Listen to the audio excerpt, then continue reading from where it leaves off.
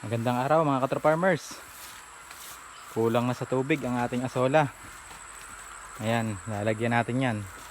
Kapag kaganyang nangingitim na mga ka-farmers, kulang na sa tubig yan at kulang na rin sa fertilizer yan.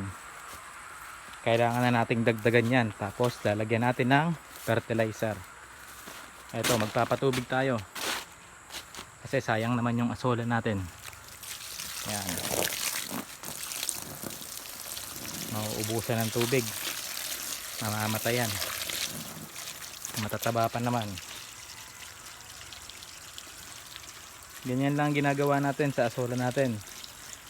Sayang yan, pandagdag natin yan sa pakain natin sa ating mga alagang itik.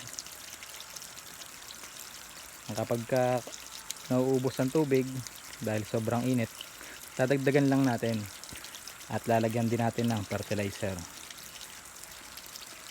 Bago tayo kumuha dyan mga ka-farmers, pupunuin muna natin ng tubig para nakaangat yung asola, at nang pag-harvest natin ng asola, hindi masama yung mga fertilizer na nasa ilalim, nakaangat sila sa tubig para mas mabilis.